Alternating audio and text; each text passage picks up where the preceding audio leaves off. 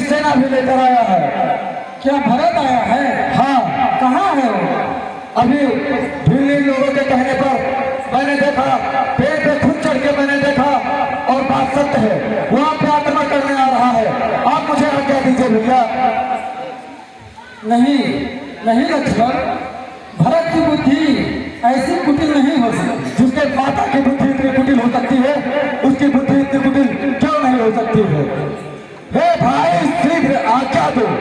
भाई को अब समझूंगा मैं, अन्याय न्याय पर चढ़ता है, अरे ये कैसे होने दूंगा मैं? वैसे ही हृदय चल रहा है मछली बाकी करतूतों से। और क्या दुख है राज छूटने का, कोई पूछे रजपूतों से। इस पर भी वो संतुष्ट नहीं, सेना ने लड़ने आता है। असहाय समझ पर में हमको घेरने पकड़ने आता है। यह नहीं जानता है कायर, अरे कुछ जीवन निर्धन में भी है। यदि घर में एक बड़ा होता तो बड़ा एक बदले भी है। हे नाथ, रोकते रहे सदा, पर आज रोकना नहीं मुझे। सौगंध आपको है मेरी, इस समय टोकना नहीं मुझे। यदि पुत्र सुमित्रा का हूं मैं, अरे तो उसका गर्भ मिटा दूंगा। यदि पुत्र सुमित्रा का हूं मैं, अरे तो उसका गर्भ मिटा दूंगा। श्री राम दुहाई पृथ्वी पर चौभर में उसे सुला दूंगा। अरे सेवक का तो धर्म यही, सेवक का तो धर्म यही। निज तत्पर होना सेवा में, स्वामी पर संकट आए तो न्यौछावर होना सेवा में। इसलिए हाथ में धनवा है, धनवा पर बाण चढ़ रहा है। शत्रुओं समझ जाओ रहने, लक्ष्मण का क्रोध बढ़ रहा है, सावधान हो जाओ। लक्ष्मण, वैसे ही भरत गिर गया। कुछ नहीं समझ में आता है। उस जैसा तो सुशील भाई सब जगह नपाया जाता है, फिर भी माना बदल गया। चाहता निभाना मेल नहीं, तो उससे उसकी सेना से जय पाना कोई खेल नहीं। तुम इकले एक धनुष तुम पर कब तक सम्मुख अड़ सकते हो? इतने तलवारे राजा से रण में कैसे लड़ सकते हो? बताओ लक्ष्मण। भैया, जब तलक भरत था धर्मवान, जब तलक भरत था धर्मवान, तब तक मैं दबा न सकता था। मैं क्या, सौ लक्ष्मण भी उसको लड़ने में हरा न सकते थे। अरे पर आज अधर्मी है वह, और कल भी उसका अधर्म का है। इसलिए धर्म का एक बार उन सबका वध कर सकता है। बस सावधान हो गया नाथ, अब क्या तो दिल मचल रहा।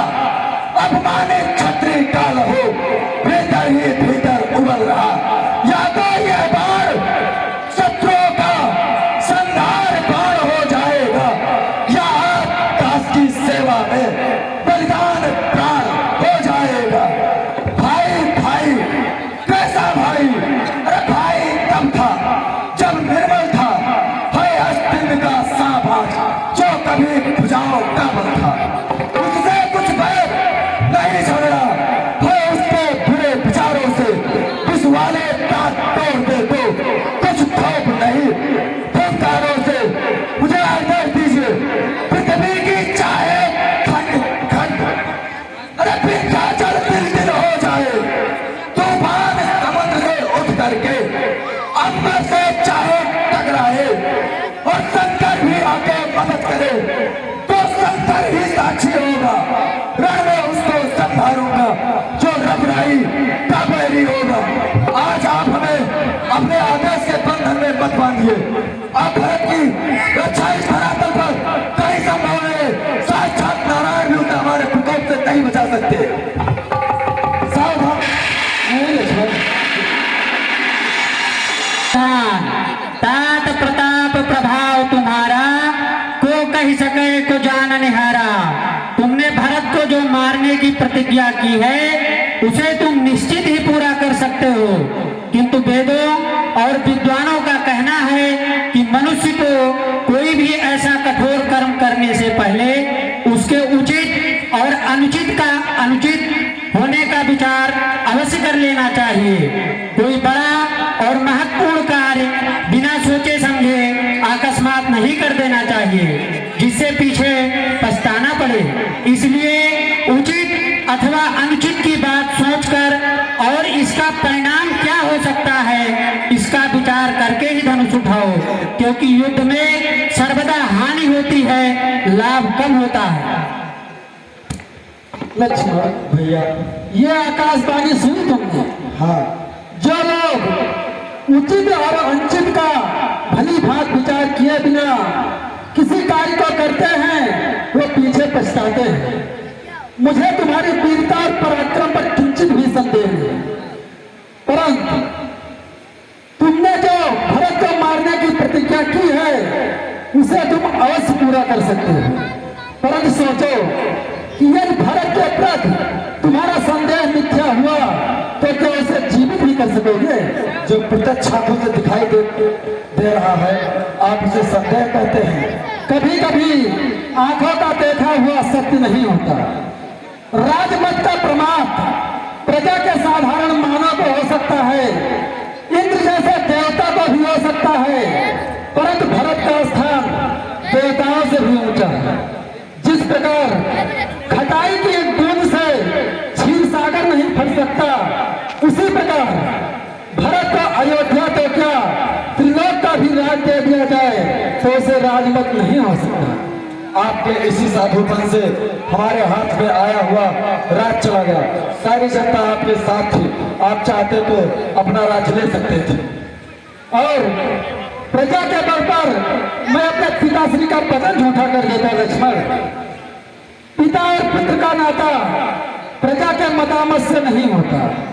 उसी प्रकार भाई और भाई के बीच फैसले तलवार से नहीं किए जाते।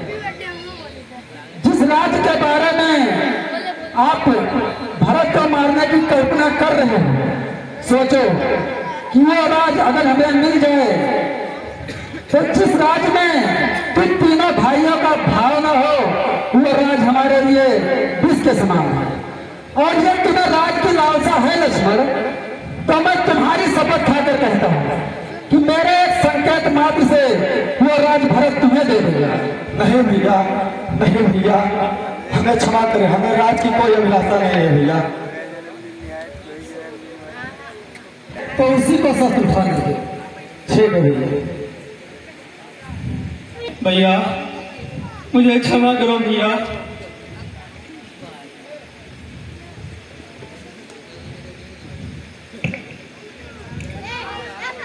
प्रणाम गुरुदेव, हमें माफ कर दो भैया। क्रोध के आवेश में हमने आपके ऊपर धनुष बाण उठा लिया था। अरे नहीं लक्ष्मण, वो बाण चलाया क्यों नहीं? कम से कम ये पापी भरत भैया राम के सामने तो नहीं होता।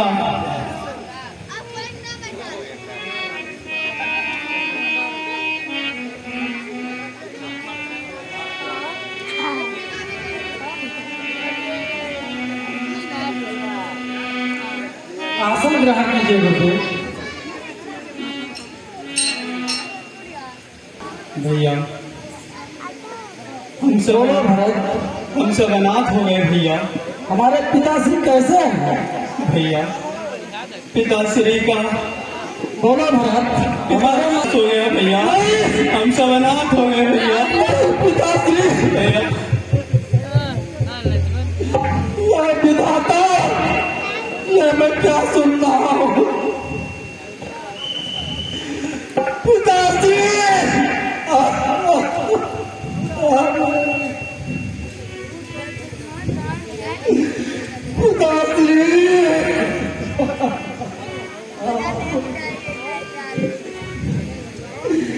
गुरुदेव, हमने अपने पिताश्री को आपके चरणों में सौंप आया था और कहाँ चले गए? हम जैसे चार पुत्र हो, वह माताएं अनाथ नहीं हो सकती। आपका हमारा दुख दूर करेंगे माता, चिंता मत कीजिए।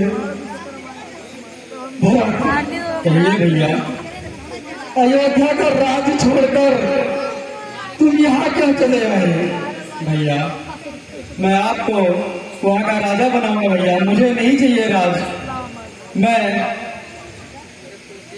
भैया हे रघुपति, हे रघुनंदन, रघुपति रघुभूषण, रघुनायक श्री रघुराई, छोटे आरत शरणागत को गहिए ना बांध बड़े भाई। माता से जो अन्याय हुआ उसका है पश्चाताप उन्हें, खाया जाता है दिन पर दिन शोक और संताप उन्हें। भैया फल मिला पाप का आप उन्हें, देखिए ना अंग हुआ काला, उस पाप कालिमा के कारण मुखड़े का रंग हुआ काला। भैया अब उनके जन्म सुधरने का यदि कारण कुछ हो सकता है तो यही कि श्री करुणानिधि का करुणा जलमल हो सकता है। भैया जो ज्येष्ठ अवध के राजा हैं वो चले अवध में राज करे, हम शत्रुघ्न सहित दोनों भाई वन में रहने का काज करें। भैया पर है अनर्थ, पर यह अनर्थ बेमौत अयोध्या मरती है, करनी है राजा रानी की, फल उसका प्रजा भोगती है।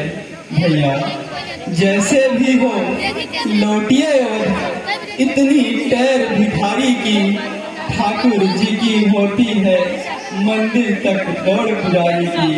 भैया आप अयोध्या वापस चलो।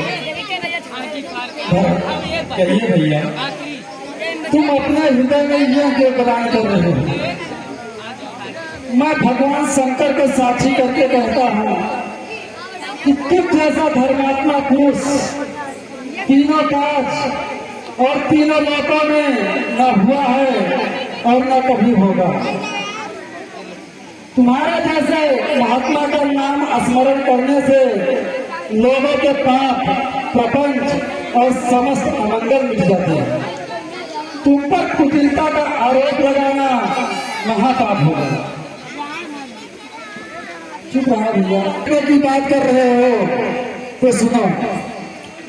भरत लाल अब बात यह हो कैसे स्वीकार, अवध लौटने के लिए आत्मा है लाचार। जो एक बार कुछ निश्चय करे फिर उस निश्चय से टलता है, उसका टलना चंचलता है, निज आत्मा की दुर्बलता है। वनवास हमारे लिए अच्छे पद पर पहुंचाता है राज तुच्छ इसके आगे, यह मार्ग बड़ा सुखदाता है। भरत कहिए भैया। मैं जिस मार्ग पर चल पड़ा हूँ उससे मैं विचलित नहीं हो सकता। भैया ठीक है, मैं भी आज प्रतिज्ञा लेता हूँ,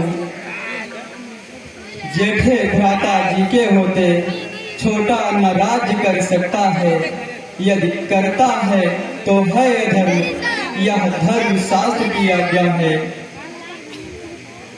शास्त्र की आज्ञा है। जैसे मत यही न्याय है, राजा सदा का सेवक है। भैया भैया आप अयोध्या वापस चलो। तो कर्मशील क्या कर्म करे, हे भाई आज्ञा देते हो या भाई भरत अधर्म करे? नहीं, मैं कभी न दूंगा आज्ञा। तुम पाप अनीत अधर्म करो, उपदेश यही होगा मेरा, सतवादी हो। पित मात की आज्ञा का पालन अधर्म कहलाता है। जब बात धर्म अधर्म की है पश्चात क्या हम उनका वचन झूठा करते हैं? ठीक है भैया, मैं भी आज प्रतिज्ञा लेता हूँ कि जब तक आप अयोध्या वापस नहीं जाओगे तब तक मैं आपके चरणों में पड़ा रहूंगा। भैया नहीं भरत नहीं, मुझसे तुम्हारा दुख सहन नहीं होगा। गुरुदेव रक्षा कीजिए, गुरुदेव रक्षा कीजिए। श्री राम, कहिए गुरुदेव। मैं भी कर्तव्य विभोर हो रहा हूँ। ऐसा लगता है भरत अपने प्रेम की गंगा में सब कुछ डुबो देगा, ज्ञान और विवेक कुछ नहीं बचेगा। ठीक है भरत, जिस राज को तुम मुझे देने आए हो वह राज में स्वीकार करता हूं। हाँ, लेकिन मैं भी तुमसे कुछ कहना चाहता हूँ। जो राज तुमने मुझे दिया है उस राज को मैं तुम्हें 14 वर्ष तक धरोहर के रूप में दे रहा हूँ, जिसे तुम 14 वर्ष तक देखभाल करना और 14 वर्ष के पश्चात वो राज मैं तुमसे वापस ले लूंगा। ठीक है भैया, लेकिन मैं आपसे कुछ मांगना चाहता हूँ, क्या आप मुझे दोगे? तू मेरे प्राण भी मांग ले तो इसी क्षण दे दूंगा। बोलो क्या चाहिए? भैया, आप अपना चरण पादुका मुझे 14 वर्ष के लिए मुझे धरोहर के रूप में दे दो भैया। वाह भरत वाह, तुम्हारे भात प्रेम को देख इतिहास ही सराहेगा। लक्ष्मण भैया, भरत को चरण पादुका प्रणाम दे दो। जो आज्ञा हुआ भरत। समस्त मंत्रीगण के द्वारा उन्हीं के सलाह से सारा कार्य करना, जिससे राज सुचारू रूप से चलता रहे। ठीक है भैया, जैसी आज्ञा।